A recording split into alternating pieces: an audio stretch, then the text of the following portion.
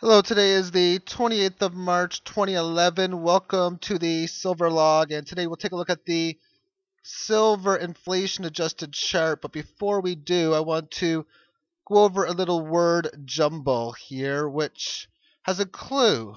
Another way for saying articles wanted in classifieds. If you want to solve this, you may want to pause the tape now because the answer will be revealed in about 4 seconds. And the answer for this jumble is fiat money for sale. And that would be an interesting little category to state. Maybe we might see an ad that might say, for sale, 80 fiat debt notes that contain four pieces of paper, each stating the number 20 with Federal Reserve note. Condition is very good. Asking price 2 ounces of fine silver. Moving back on to this inflation adjusted chart. The moving averages represent the 5 and the 10-year, blue for 5, the yellow representing 10. And if you use this as a gauge for getting into the market, the breakout point has really been happening just now because it got above it, found support at the level, and now it's breaking towards the upside. And when you are buying within this chart, or when you're buying silver and you are break even on the chart from where you got it, then your currency has been saved. Your buying power has been saved. If you bought in here, well, then you're doing fine because you have neither really gained or lost on the play, adjusting for that of inflation. There's also a weird looking inverted head and shoulders pattern, left shoulder, head, right shoulder. And the psychology of it is that which is important, not the name so much, because the psychology of this pattern states that you continue a downtrend as you can see in here. But what happens is, to make the head, you got to come back to the previous high, which happened. And then you got to establish a higher low, and then make it back up to the previous resistance point, and then on a breakout above that pattern, that's showing the bullish signs, and the moving averages would also clarify it to be the case, which is happening within here. Now, as far as trend line analysis is concerned, I want to talk about trend lines and really how you start them off. We're going to start off with this trend line in here because originally this was a trend. I don't think we'll ever test that trend line again. The next one would have been this one in here, and well, maybe we'll test that, but I highly doubt that. This one, well, maybe we might test in here. And this one in here, well, we're getting closer. And then that's now a straight line, and that's it for that one. As far as the downtrend was concerned, from this point in here, you start off like this. That steep downtrend got broken, and well, this fairly steep one also got broke. Well, this one was broken.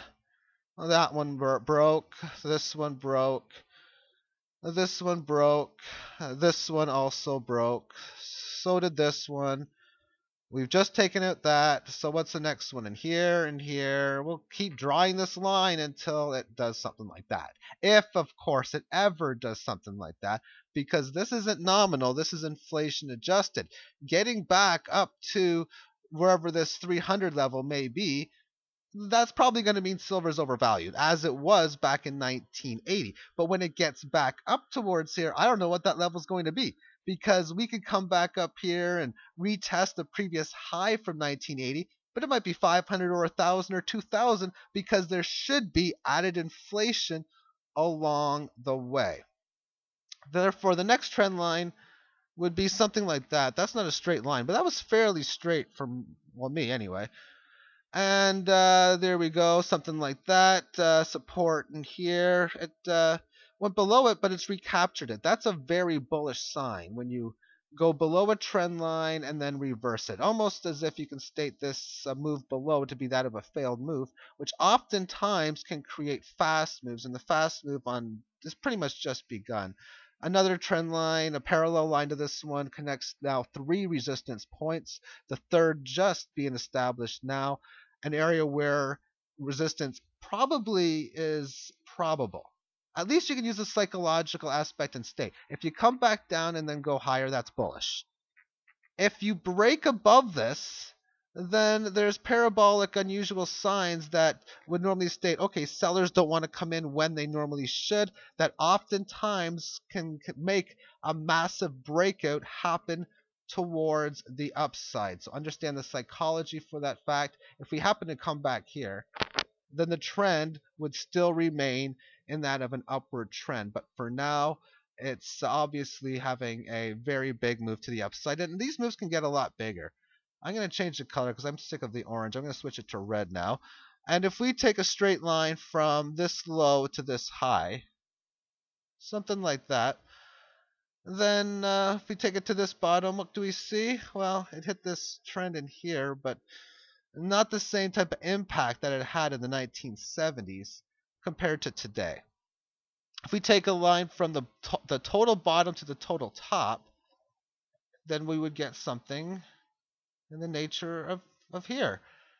And, well, the market's been trading, I guess, within this trend, but at the same point, it obviously could have much higher gains because we've seen it like this before. For example, this one in here, another possibility. A lot of big gains in the past, and some people say, you know what, no, it can't count. Why?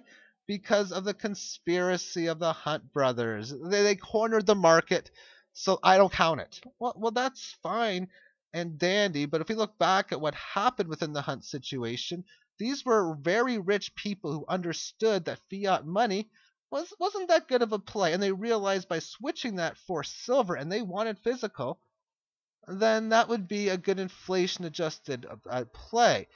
Obviously, the COMEX department, we'll say the powers that be or the powers that were, they changed some rules here and there.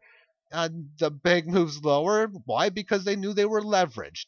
And they realized if the market was to go below whatever level that they'd be bankrupt. At least that's the perception that I am getting on this. But not only that, were they unusual times? Yeah, but the only way you're going to have moves like this is in unusual times.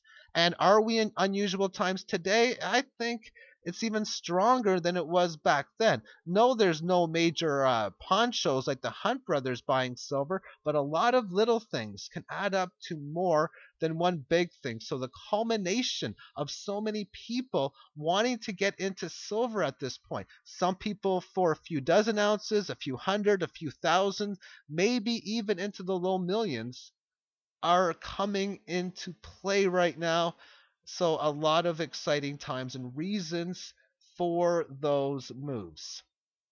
All right, I'm going to end this video at that. If you have any questions, please feel free to comment. I'll put up another one of these charts at the end of April, or if anything big happens before then, when it happens. But for now, I'll try to make these inflation adjusted on a monthly basis. The average for silver, and this is what this is monthly averages, was about $35 and change for the month. What will the average be next month? Well, we'll have to wait and see. Thank you for watching.